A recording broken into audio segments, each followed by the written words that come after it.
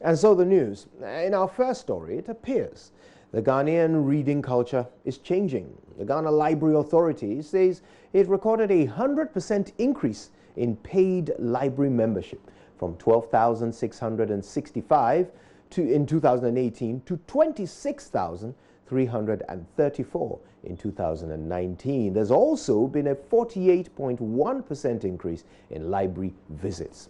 Speaking at a press briefing, Acting Executive Director Hayford Siao said patronage has been encouraging.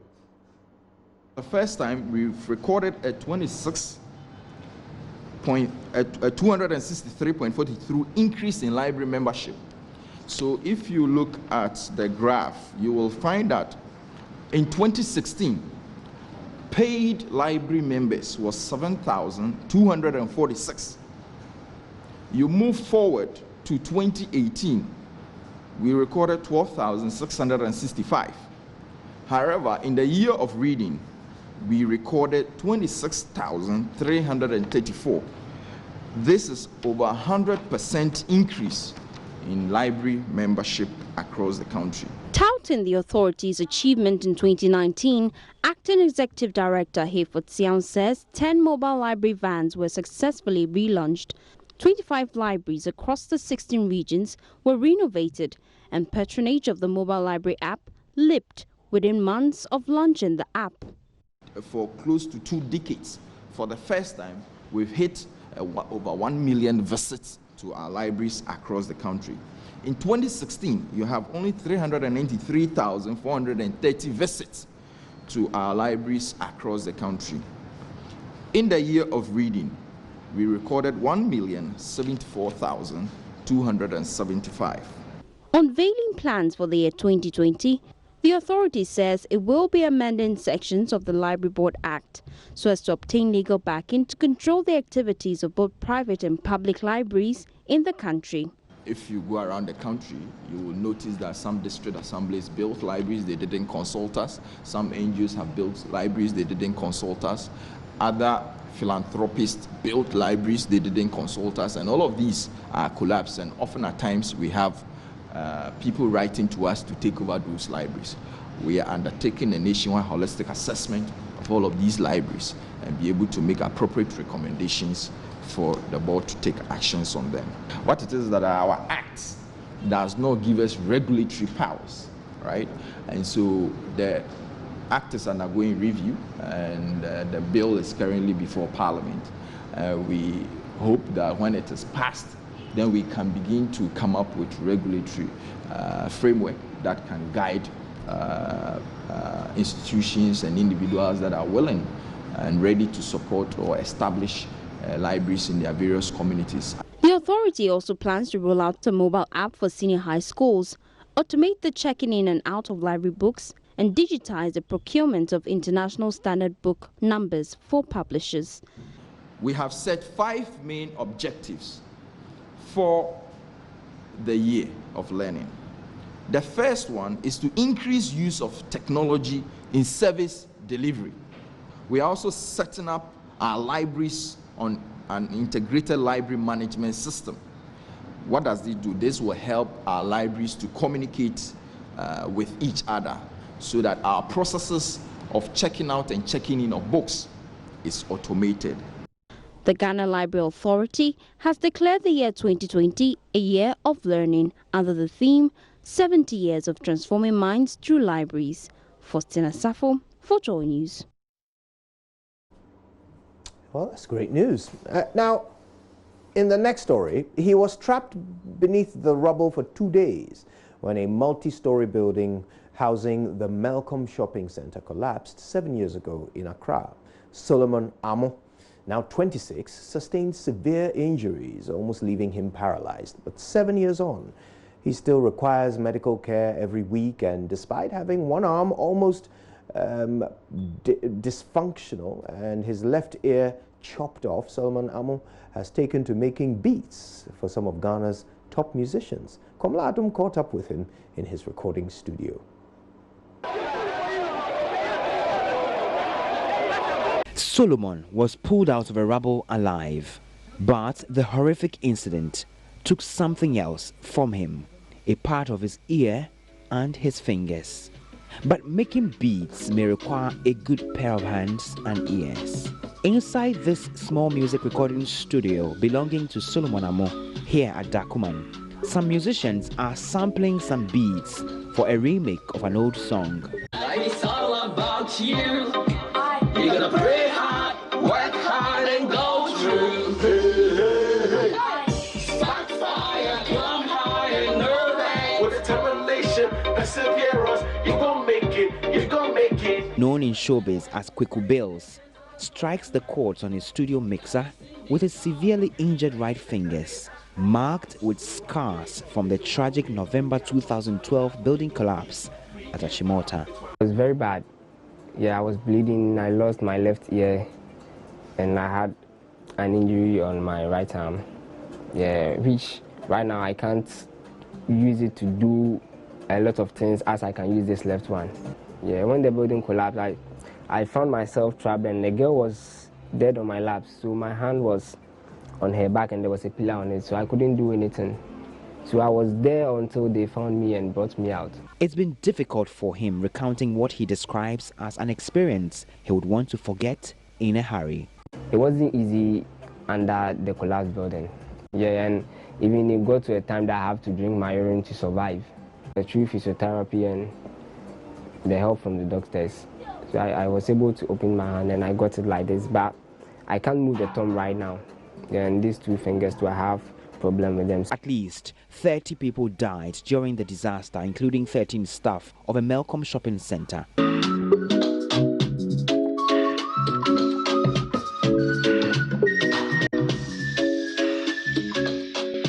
Apart from his severely injured fingers, Bills has had multiple surgeries on what is left of one of his earlobes. He is happy to have another shot at life.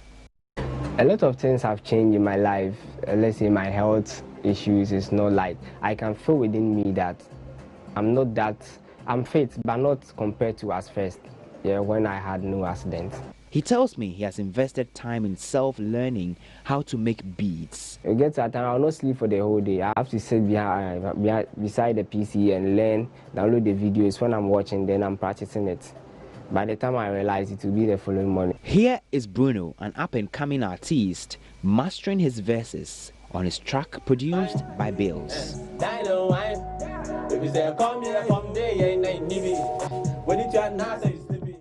I do Afrobeat, hip-hop, trap, high life, funky, techno, like there are many. Yeah. You don't do gospel? I do gospel. Sorry, I didn't add that one. It's important. Some other popular musicians have had Kweku Bills weave his magic on their songs. I did the vocals for Captain Planet and Ohimada Dao. Actually, it's a song which belongs to Ohimada Dao. Yeah, and she featured Captain Planet and Choir Master from prior. Kwame Eugene, he's an old-time friend. Yeah, since I was starting producing, I used to learn it with him. Okay. Yeah, and some of his work, my name is not on it because he's also a producer. He starts and I do some touches on it. He co-produced one of Kwame Eugene's popular hit singles. They try to pull me down, but still the boy is going on. In the name of Jehovah, I know them all go shy. Never they carry last, never they carry last. Kweku Bills looks to becoming a household name in the music production space, despite his condition. One day, yeah, it will be done. Life is tough, even tougher for people like Solomon, who struggles to strike the right keys on a keyboard every day with these fingers. And if you are selling pure water, if you get 1 CD a day, you should be able to do something with that 1 CD. Yeah, and after my incidents, all the money I get and some little help I got from people, I've been able to put up this place. Yeah, I'm not a rich guy, yeah, but I'm praying one day I'll be rich. Amen. I know one day I'll be rich. Amen. You're gonna pray hard, work hard, and go through. Spark fire, climb high, and nerve with determination, perseverance. You're gonna make it. You're gonna make it. That's wrong. We run things the wrong way. We got choices in the lives. What it gonna be? The scars remain indelibly imprinted in his memory. Many who go through such trauma do not survive. And even when they do, they are scared by the scars and they are robbed of their future. But Solomon is inspired by these scars. He is a survivor.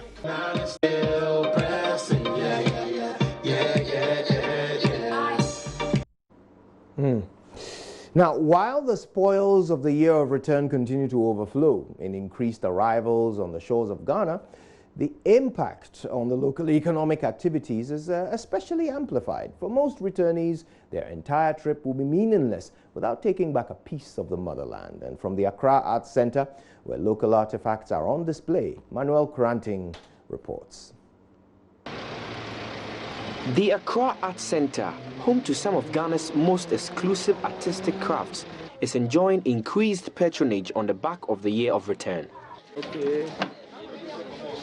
With daily sales almost tripling this Christmas season, the vendors with their wares on display say the arrival of the returnees greatly boosted their businesses, which they hope can be sustained. Everything is nice. We're making business because of, the Americans, they make the business, but the other people, instead of the Nigerians and stuff, they don't make the business nice, but the Americans, they make it nice. See, it's a season something, yeah. So today like this, I can make like 2,000, 5,000 and stuff if the market is good. But when the market is not good, it's like 1,000, 1,500 and stuff. Sales has been okay since Saturday. And yesterday it was very good because they kept coming. And today too, we are hoping for the better.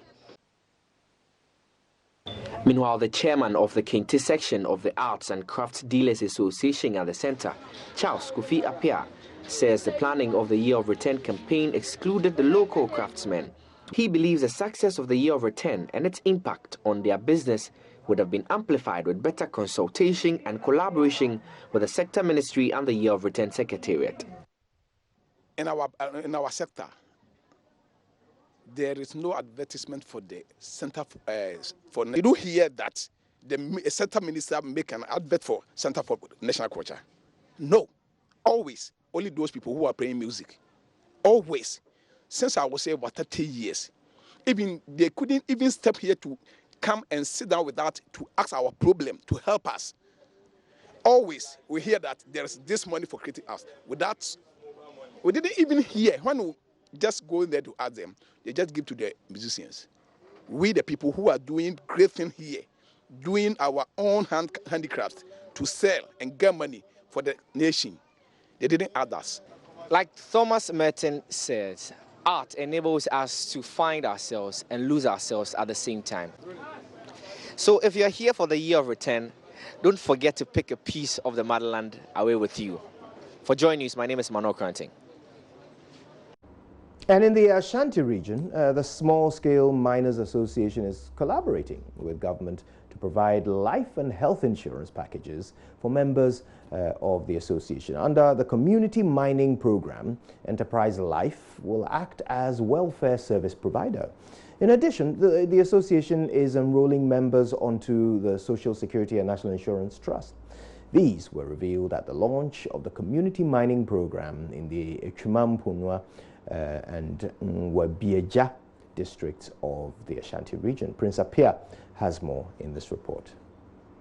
One of the major challenges associated with small-scale mining in Ghana has been the high casualty rates in the event of accidents. Many have died underground, whilst others have suffered various degrees of injury, which has left them incapacitated. District Manager of Health Insurance for Achimampunia, Echampong Kranche, shares some observations. I was at the health center here and I saw how they rushed to the facility without the health insurance and they were not having money to pay. So what they told the medical district in charge, the physician assistant there, is that they are going and they will bring the money back. It means that with this health insurance that they have gotten, they can now take it to a facility without paying anything. Out of 264 registered miners for the community mining program at Kutukum, Only 4 are identified by health institutions to have health insurance cover. Small Scale Miners Association says its initiative with the Enterprise Life is an appropriate intervention. The fact that every miner within the enclave is to be insured. We have the life policy insurance, we have the national health insurance, and as I talk to you now, the Kotokuom Community Mining Project, we've already enrolled about 315 people onto the life insurance policy with various claims that needs to be accrued. And also we have about 385 already registered onto the national health insurance. At the launch of the new community mining program, these and others occupy attention of leadership. Director of Research and Innovation Mike Gizo throw more lights on the SNIT registration. They are also planning of enrolling them onto the SNIT scheme. So there are a lot of advantages associated with this particular form of mining, because we are migrating from the informal type of mining to a more formalized and regulated form of mining, whereby SNIT is one of the main components of formalization when it comes to any sector of the economy. Because what we saw was that if we are able to register them onto the SNIT scheme, a miner might be working in Kotokuom for 2 years. After Kotokuom, if the deposit is not there, what does he do? If he goes to Obuasi with the SNIT card, he can still continue to pay his contribution, so that at the end of his mining life, he also gets something substantive to depend on. That is the formalization we are talking about now. Mr. Gizo spoke at the launch of the community mining separately at Kona and Pasetia in Kotokuom. It is observed often small-scale mining sites are characterized by illegal trade, including sale of alcohol. Minister for Environment, Science, Technology and Innovation, Professor Kwabna Frimpong-Boateng, warns such activities will undermine the scheme.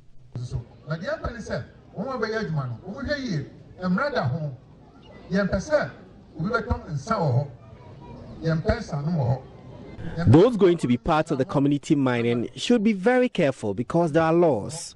Nobody should sell tramadol, alcoholic beverages, weed, or even cocaine at the site. We also don't want any prostitution around the mining site. Again, we expect the environment to be kept very clean at all times. No indiscriminate dumping of refuse, especially plastics there.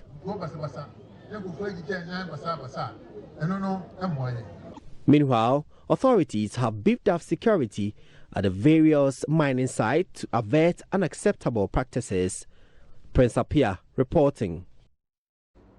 Well, they say water is life, but certainly not the kind of water the people of Agogbe use for their daily chores. The assembly member for the Agogbe electoral area in the South Tong district of the Volta region, Kwejo Mensah Kuje, wonders why the House of Legislature continues to choose other secondary wants over their basic amenities such as water.